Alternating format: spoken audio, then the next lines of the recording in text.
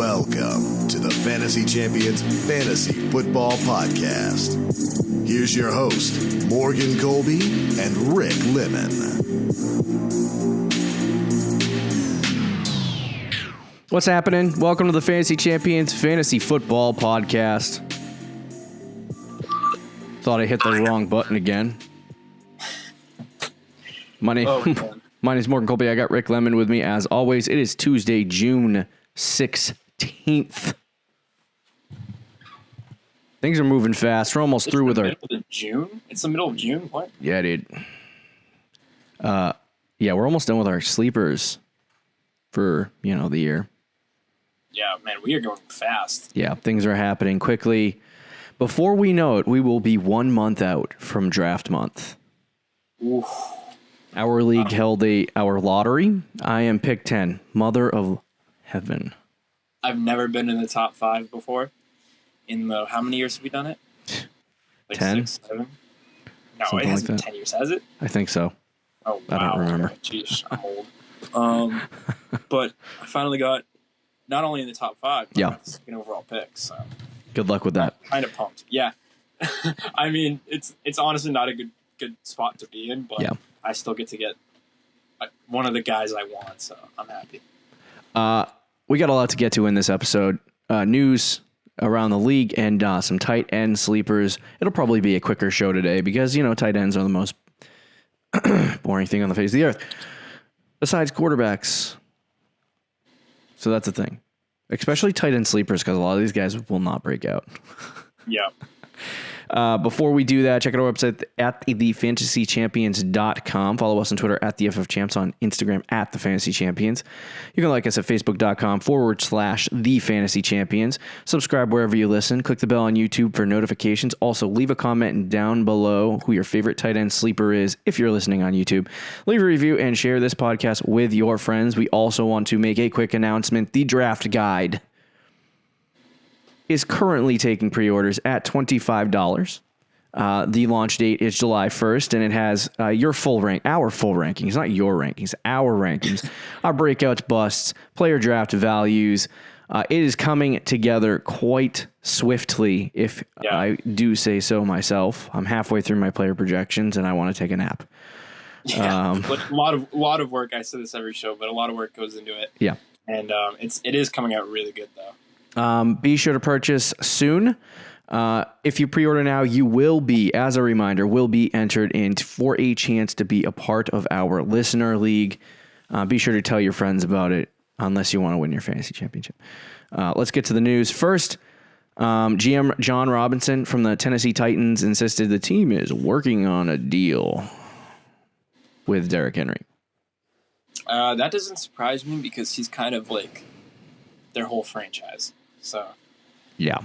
I feel like they gotta lock him up. I feel like he's going to be the most overpaid running back in the history of the NFL. He's going to be, yep. And, or he's already the most overrated running back in the history. Whoa. I don't know about all that. I think it was the AFC Championship game or the week before the AFC Championship game, and Derrick Henry had like 2 good games in a row, and everyone was like, this guy's the best running back in the NFL. No doubt about it. And I'm like, can we not with this? People just get hyperbolic based on the moment, and it just drives me crazy. I'm like, can you not? Am I crazy for saying that he's, at least last year, he was top 5? I guess. For me, a running back needs more than just running. Yeah. So, that's fair, but debatable, I guess. But he's top 10. I'll say that. ESPN's Mike Reese said Sony Michelle had foot surgery. Normally, foot surgery doesn't mean good things. They said it was minor. Yeah. So we'll have to see what happens with Sony Michelle. I'm so done. As like a Patriots fan, but even just from a fantasy perspective, I'm so done with Sony Michelle. I really am. It's just a personal thing, but yeah, I think. And a lot of people in the dynasty community have said this as well. I think I wouldn't be surprised if we see the Patriots use a lot of Damien Harris this year. Yeah, I wouldn't. If Sony Michelle starts on the PUP, I would see Damien Harris probably. I don't know that I They still got Burkhead. So yeah, unfortunately, knowing what the Patriots do, Harris would have a role, but to say people love to buy into the Patriots running back. People like to buy into the Patriots running back situation a lot, and it never really works out for anybody. Because it just use like 4 guys. Yeah. So anyway, yeah, Sony Michelle, probably not the best buy this year. I think he's still, as much as people hate him, I haven't done my projections on the Pats, but I still think Sony Michelle's probably going to get 220 to 250 touches if he plays a full season. So it's like, yep, that's worth it to me, even though it's the grossest thing on the face of the earth. You know what I mean? So I would agree with you that I think he's probably he might even get more touches than that. Mm-hmm. If he plays a full season, like I think he could get like 230 touches. Yeah. The problem is what he does with those touches. Like he's not going to get any. I don't think really do anything receiving. Yeah. And last year, I could be wrong, but I think he ran for 3.7 yards per carry. I think a lot of people discounted though the fact that the Patriots offensive line was horrible last year, and Sony Michelle suffered from that, but they blamed it on Sony like it was Sony's fault that the offensive line was bad. Yeah, he ran for 3.7 yards per carry. With the improvement of the offensive line, I think you'll see Sony Michelle do better. I think the offensive line wasn't great last year, but it wasn't awful either. Yeah. It wasn't. They didn't miss James Devlin, but he retired, the fullback. They're getting David Andrews back, the center, which will definitely help.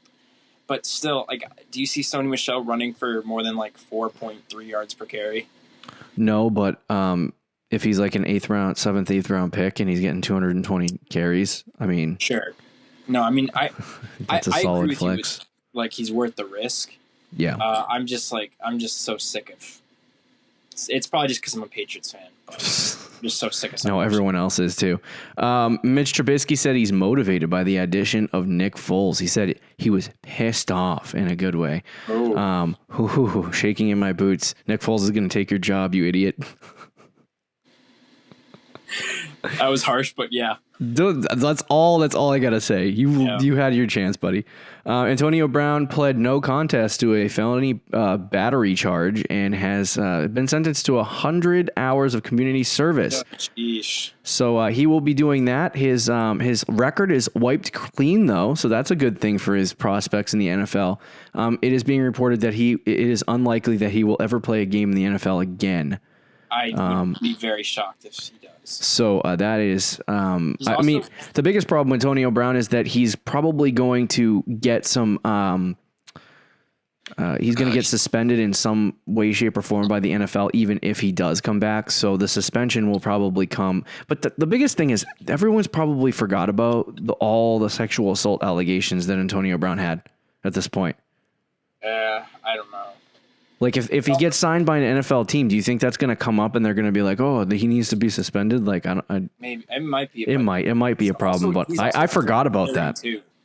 He's turning 32 this year for wide receiver. Yeah, like it's over unless you're Larry Fitzgerald. It's sad how fast wide receivers' careers end just randomly. I think Antonio Brown's done though. Yeah.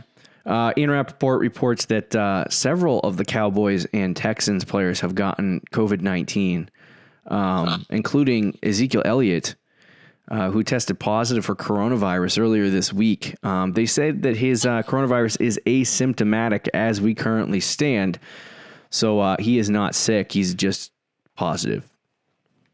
Yeah. Well, he'll be fine, honestly. Yeah. People are going to overreact to this news, though. Well, it's funny because you said in our group chat, you were like, this is going to ruin our chances to get the NFL. And then like 3 hours later, the NFL was like, this is the plan for training camp. And I was like, okay, never mind. Thank God. Yeah. Saints running back coach Joel Thomas confirmed that Alvin Kamara played through knee, ankle, and back injuries last season. This just fuels the fire for the bounce back for Alvin Kamara.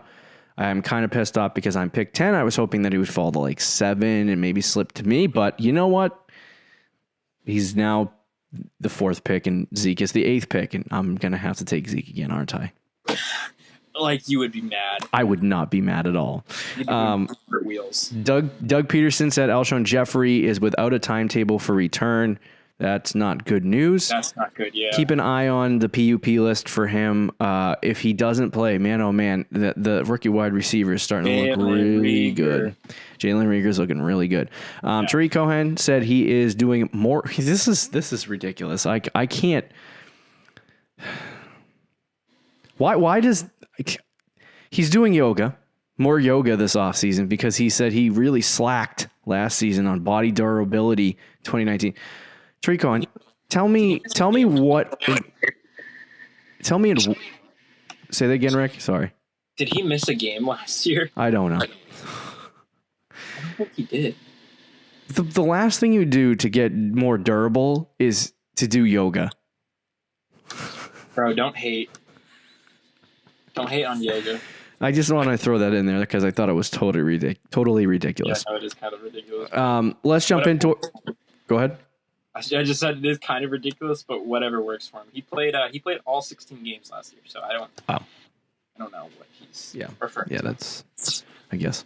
Let's move into our tight end sleepers for the 2020 season.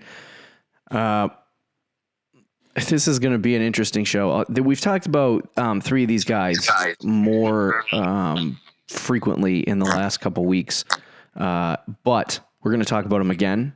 And we're going to add some new names into this conversation at the end. Maybe you disagree, maybe you don't, Rick, but we'll see what happens. The first person on this list is Micah Sickie. Right now, his ADP is at 129. He was one of my favorite guys going into last year. I didn't think he was going to have success because the Miami Dolphins completely suck, but I did like his build and I liked how talented he was. And I saw a bunch of training camp videos and it got me pretty hyped up. And from week 12 on, he had a number 5 finish, number 3 finish, number 2 finish, and a number 9 finish over the course of 6 weeks. Like that. So it looks like he could actually be an efficient tight end in the NFL, and I think over that span was averaging from week 10 to 17, he was averaging about 7 targets a game. So that's good for a tight end. And if you get through a 16-game season, he could most definitely be a tight end 1. I think even considering the fact that I go on this metric, and I'll talk about it a million times on this show, this particular episode, that I always look at the reads. So it's like how many reads do you have to get to the friggin' tight end before you see him as an option to throw to? And it's like, to me, on the Miami Dolphins, it's literally Devontae Parker and then Micah Sickie. Yeah. There's no one else there. So it's like, especially if Ryan Fitzpatrick's there, Gesicki is going to be a great ad, especially late in the draft, like in the 12th, 13th round. He could be this year's Austin Hooper. And I think, getting him and snagging him that late in the draft is a great opportunity. Yeah, no, I 100% agree with you on this one. I want to look up how many times the Dolphins threw the ball last year, because I believe they throw the ball a lot more than you would think, which is very good for Gesicki because, like you said, other than Parker, there really is no other option. They got Preston Williams and I was going to say Preston Albert Williams. What's his name? Albert Wilson. Albert Wilson. Preston Williams, I think, is he's a solid option.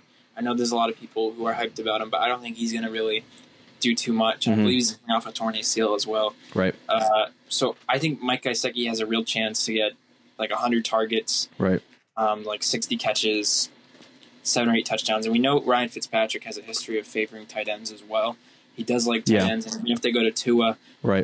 Rookie quarterbacks typically like to have like a security blanket up the middle of the field, some easy passes. Right. Mike Gesicki would fit that bill perfectly. He's worth the risk of where he's being taken as well, which is, I'm very surprised because, like you said, I think 12th, 13th round. I think it's because he's a Dolphin. Yeah. I mean, I would have been there last year. Simple as that. Dolphins last year. Yeah. But the Dolphins are going to be a little bit better than I think what they were last year. Yeah. I don't know if they're going to be as good as some people think, but they are going to be an improved football team.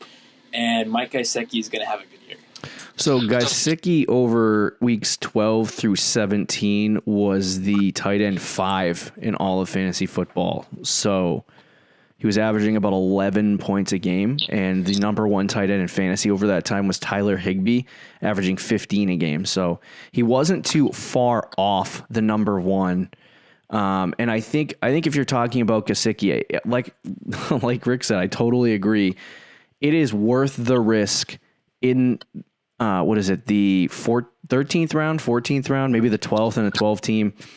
So it's definitely worth it to go out and snag Sickie on that low value and watch him play extremely well in an offense that needs a tight end. I mean, like last year, I felt really, really good about Mark Andrews and Darren Waller, just because of the stuff I was hearing out of Oakland and Baltimore and seeing them in practice and knowing that there was literally no one to throw the football to on either one of those teams. So it's the same situation for Miami, and I think regardless of the how good the team is, I think Sickie can still have a good season. And it's also a good breakout age. He's 25. It's his 3rd year in the league. Yeah. We see that's a great age for tight ends. The Dolphins threw the ball 615 times last year. Yeah. And even if that number goes down, a decent amount, they're still going to throw the ball at least 570 times probably. Yeah. So that's a lot of targets to go around. And they're not all going to go to Devontae Parker. Yeah. Totally in agreement on Micah Sickie. Let's talk about the Hawk. There are 2 guys, and I wanted to buy in so hard last year on them. TJ Hawkinson, Noah Fant, the next 2 guys we're going to talk about.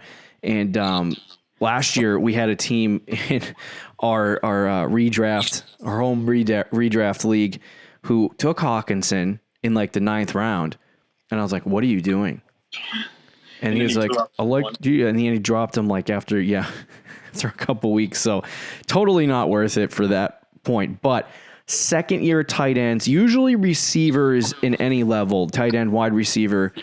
If you're a receiver, usually year 1 you struggle, and that's because you're trying to pick up, the pro game defense, and then, route running at the pro level as well. So it's a jump, and it takes guys there's not many people who can just take the leap. I mean, I think over the last 10, 15 years, Julio Jones has been the only wide receiver in the NFL who has actually been able to finish as a wide receiver 1 his rookie year. No tight ends do it. So any rookie tight end that you're super excited about, just forget about them. You know what I mean? And TJ Hawkinson and Noah Fant, as much as I really liked them last year, I was kind of hesitant on jumping on that bandwagon just because they were rookies. So year 2, they're definitely going to be more improved. Last year, TJ Hawkinson had brick hands for some reason. But it's weird because the first game he was in, he was catching everything away. And then he had I think 2 drops in the end zone. Which you can either say he's bad or it was just a rookie being a rookie.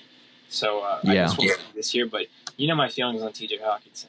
He's one of my favorite just breakout players in general, year 2 players that I think could have monster years. I obviously believe in Matt Stafford. The Lions as a whole, as a team. I had somebody commented or said something "Oh, you guys are trusting the Lions." I mean, I don't trust the Lions. I trust the Lions passing game more than anything. Yeah, I trust the Lions passing game.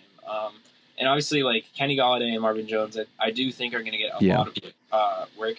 But there is still plenty of work to be spread around. If Matt Stafford plays like he did last year, then TJ Hawkinson is going to be more than worth the pick that you're going to get him at.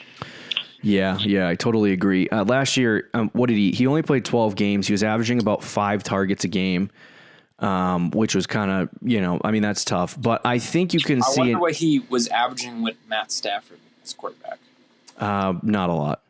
Not a lot.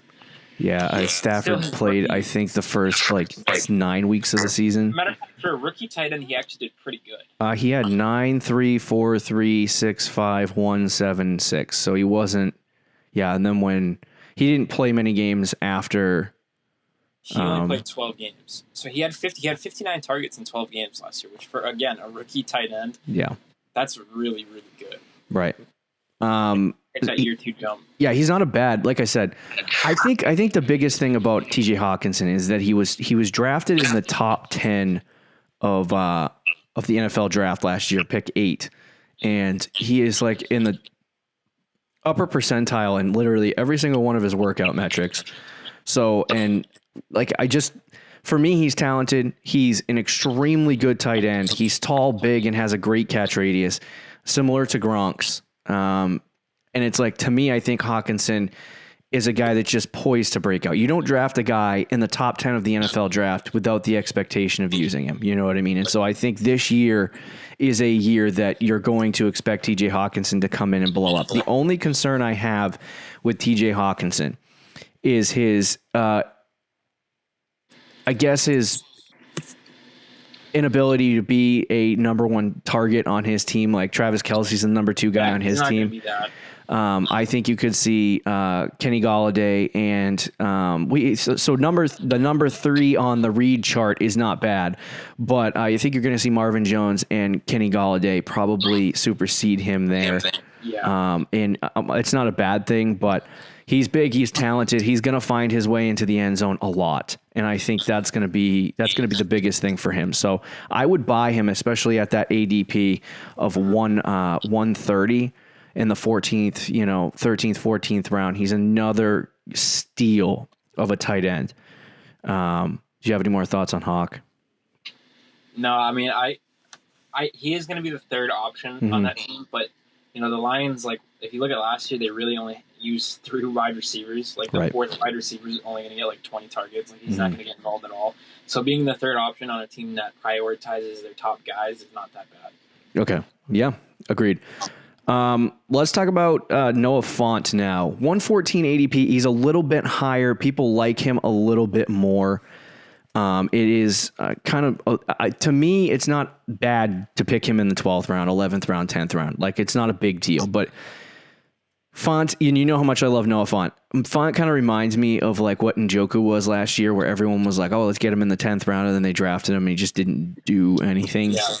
I don't think it's going to be an issue. He was targeted kind of I think an average of 1 less target than Hawkinson last year, except he played all 16. In this offense, I think you could definitely see him increasing his target share, obviously, but I think it'll be right around 90 to 100 targets. And so the question is, can he convert those into touchdowns and, yards? Like last year, he had 40 catches, 562 yards. If he does get 90, targets, that might mean that he hits 50, 60 receptions and 900 yards and maybe 4, 5, 6 touchdowns, which puts him probably somewhere in the top 6 of tight ends. So I think for what it's worth, I don't think he has that same explosive value as a Gesicki or a Hawkinson would. But I do think that he's a solid player that you can snag, and he'll get you 7 points a week, 8 points a week, on a, which is in fantasy football is very valuable, I guess. Oh yeah. The tight end position. For a tight end. Yeah, it is. I do like the other 2 guys we talked about more over Noah Fant, though. And I do think he has, he's an explosive player. The only problem is how, that offense is going to work. Yeah. With Melvin Gordon, with Phillip Lindsay, with Jerry Jeudy, with Cortland Sutton. Mm-hmm. I mean, the KJ Hamler as well, who they drafted, I think, in the 2nd round. So there's a lot of weapons now, and the ball needs to be spread out a lot. And unlike the Lions, do you think the Broncos are going to throw the ball? Or even the Dolphins? Do you think the Broncos are going to throw the ball as much as those teams, like around 600 times? They might. I don't know. They might, but do they trust Drew Lock to really just sling it? Yeah. Yeah. I mean, they might. Again, we'll see how that plays out. Yep. We really don't know, which is why the question mark is there for me with Noah Fant. Yep. But I think there's a chance he could be the 2nd guy in Denver. I think there's a chance, because Jerry Jeudy's a rookie, I think he could be the 2nd option behind Cortland Sutton, especially in the red zone. Like, he could get a lot of touchdowns. And if Drew Lock takes that step, like a lot of people think he's going to with the weapons that he has around him, right, then Noah Fant is going to be similar to TJ Hawkinson. He's going to be worth the pick. Again, I think Sickie, though, and Hawk are more guys who are getting slept on, but Font, I do think, should be in the same category as those guys and should be ranked a little higher. Okay. Let's talk a little bit about Jonnu Smith. This is one of those. I don't know why you dislike Jonnu Smith. I don't. He's just. It's not a sexy pick. It never has been. At all. But let me ask you, Rick. Who are they throwing it to in that offense besides A.J. Brown? Don't say Corey Davis. Don't do it. Corey Davis. So Jonnu Smith was drafted in the 3rd round, I think back in 2016. So this is gonna be his 4th year in the NFL. He had a 92 percentile college dominator, and his breakout age was 18, which is 100th percentile, which means the first year in college he was effective. And his workout metrics are insane. He has a similar, I say this all the time, similar catch radius to TJ Hawkinson, who has a similar catch radius to Gronk, who has a similar catch radius to Travis Kelce. So, Jonnu Smith, I think he has all of the talent and the metrics and the ability to be a good tight end in the NFL. He just hasn't been really given the opportunity. He had 45 targets last year. The time that Tannehill kind of took over, he was averaging, I guess, about 4 targets a game, I want to say, from the time Tannehill took over to the time the end of the season happened. So I'm thinking that, for this guy, he's explosive, he's big, he's fast, he's quick, he can do a lot of, really good things. But the question is opportunity. And I think for him, especially I've talked about, fantasy point per target or opportunity before, and his is at 2.33 for a wide receiver or a tight end. 1.8 is good. So yep. If he gets opportunity in this Titans offense, and when I say opportunity, I haven't projected the Titans, but I think when I say opportunity, I mean instead of 45 targets this year, I would like to see 80 to 90 targets. And if that does happen, I think he can become a top 10 tight end in fantasy football. I think he kind of reminds me of that Austin Hooper slow increase that you saw. Like Hooper was good from a year-to-year basis, and then he slowly got better until he was, a top 3, top 4, top 5 tight end last year. So I think you'll see that with Jonnu Smith, but I think he's going to come onto the scene a little bit more this year than people would expect, especially if the Titans offense is a little bit better at throwing the football than they have been in the past. So, I'll say if you believe in Ryan Tannehill, then I don't think it's out of the realm of possibility for Jonnu Smith to do that. I mean, if he gets 80 to 90 targets, I projected him at 60, I think. Yeah. If he gets that, then he's definitely a sleeper at tight end. And you said nobody. I mean, I think Corey Davis is going to get targets. Adam Humphries did miss 5 games last year. Yeah, I mean, I think they'll all get targets. It's just a matter of who do they favor? Smith is very efficient. I mean, his catch percentage is really, really good. And I don't know if that's just because I don't watch it too much of the Titans. I don't know if that's just because they use him in the red zone, where he's like a security blanket, or he's just an extremely efficient player. Either way, he is a very efficient player. So if he does get, like you said, the 70, 80, 90 target range, then he's going to be worth the pick. And I do like what you said of he was drafted a few years ago. He's been getting better every year. Delaney Walker's not there anymore. So, I'll let you have this one. Yeah. Let's go. At that fifth, at the 15th round value right there, I think it's perfect for him.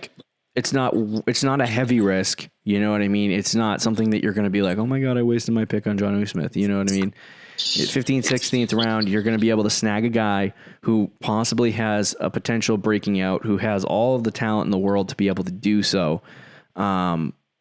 But it's just a matter of opportunity. And I think, we don't know. For me, I couldn't tell you. Some guys I can say, he's going to get that opportunity. This guy, no idea. But in the 15th round, worth taking the risk. If game 1 he goes out and gets 9 targets and he's just a dominant beast, then you know what you got. But it's just a matter of waiting and seeing what happens, Number 5 on this list is, and the final guy, is Dallas Goddard. Dallas Goddard. Mm-hmm. He is pick 141 right after Jonnu Smith at 140. So he's a guy that might completely go undrafted as well. 15th round player. Dallas Goddard is an interesting player because last year I heard somebody in the fantasy football community be like, yeah, Dallas Goddard. And I was like, no, stop that. Yep. Don't do that. And then he had some decent games this year. I thought there was a possibility, I'll just say that, a possibility that they were going to move on from Zach Ertz this offseason and go full with Dallas Goddard because he was playing that well. Now, I don't know, did Zach Ertz didn't get hurt last year, did he? I don't think so. From week 11, I'll go back. From week 8 to week 17, these are his target counts: 5, 5, 6, 8, 7, 6, 6, 12, 10. Over that time, from week 11 to, I want to say week 11 to 17, Dallas Goddard was the tight end 9 in fantasy. And if you pull it even further up, like week 13 to week 17, Goddard was like 7. So, I mean, to me, he was a lot better than people saw him. He is going contrary to what I believe, he does have a difficult situation where he is the second tight end on the team, but on a team that might not even have Alshon Jeffrey to start the season and still doesn't have any wide receivers. I mean, Deshaun Jackson might play, but I think it's they love to run with those two tight end sets, and this guy clearly is one of the guys that Carson Wentz loves to throw the football to. He's not an athletic freak. No, he does have a good burst score. He didn't run a 40 at the combine when he did the combine, but he's a second round pick. Yeah, and he's tall. So I mean, at the tight end position, he's what you want: 6'5", 256. And he can get the job done when targeted. So, I mean, it really just depends on how things go this season with him. But I think he's worth a deeper, like both these guys, Jonnu Smith and Dallas Goddard, are deeper dives going into 2020. If guys like Gesicki, Hawkinson, Font are off the board and you're like, who am I going to take? Instead of taking, cans of trash like Eric Ebron, Jack Doyle, Hayden Hurst, Trey Burton, and some of those guys, or even like the Tyler Higbees, of the world, who are going earlier, maybe even Jared Cooks. Instead of taking those guys, you could, and those guys come off the board. Take somebody with a little bit of a ceiling and can have some success. But so I think Dallas Goddard kind of falls into that deep dive conversation, but I think he's definitely a sleeper for 2020. No, I 100% agree. You look at last year, Carson Wentz used both those tight ends. Some people would say that's because he didn't have any receivers, which I think is partly true, but also like a lot of people who do redraft don't realize Dallas Goddard, like you said, was a second round pick. He's only 25 years old. It's, again, we talked about this earlier in the show. It's kind of a prime age for a breakout for a tight end. He is playing with Zach Ertz, but I think they're going to use both guys. I mean, everything you've heard coming out of Philadelphia, too, is they want to use both guys. And if Alshon Jeffrey misses time again to start next year, and we know how old Deshaun Jackson is. I mean, I love the guy, but he's old and has kind of a bit of an injury history now. It's going to be really just Jalen Reagor and Zach Ertz. So he'll still get targets. He's still going to get red zone targets, too. He's going to get a decent amount of touchdowns. I'm surprised he's not going higher than where he is. Yeah, I think it's because Zach Ertz is there. I think that's probably the number one reason. But Zach Ertz was there last year too. He was still No, it's true. 10. I mean, I think it was top 10. But the big thing is that the last year was largely a lack of wide receivers. Like they didn't have anybody there. He had 87 targets last year. So, I mean, if anything, he might regress a little bit. But I had like 84 targets, I think. If he increases, I mean, it's going to be interesting. I don't think he's going to really increase, but I think he might stay about the same. Yeah, like around 85, 90 targets. Which, if he does that, I think he's still going to be like like the 9th or 10th tight end in fantasy, maybe. Yeah, and I think for me, like he might not be a guy that you hold on to the whole season, especially if he doesn't work out. But I think he's a player that has potential to break out and have a really big season. I mean, imagine if Hurts misses any time. Yeah. Like he would instantly, I think, fill the role of Zach Ertz. No, it's true. So yeah, he's I would say do it on Dallas Goddard in the what, 15th round, 14th round. I don't even know. Yeah, 15th. That'll conclude our tight end sleepers program. Exciting stuff. Sometimes tight ends are a little more boring, but it can make the difference in your fantasy leagues. So be sure to write these guys down, remember them. And then if you don't write them down, you don't remember them, we'll have more information on them in the draft guide. Purchase the draft guide, $25 pre-order. Sure. I will do that until the day I die, advertising my draft guide. Don't forget to check out our website at thefantasychampions.com. Follow us on Twitter and Instagram, and don't forget to go to our website and buy the draft guide. Like I said, talk to you Thursday, Fantasy Champs. Yes. Later. Thank you for listening to the Fantasy Champions podcast. Make sure you subscribe on iTunes and YouTube, and follow us on Twitter at @TheFFChamps.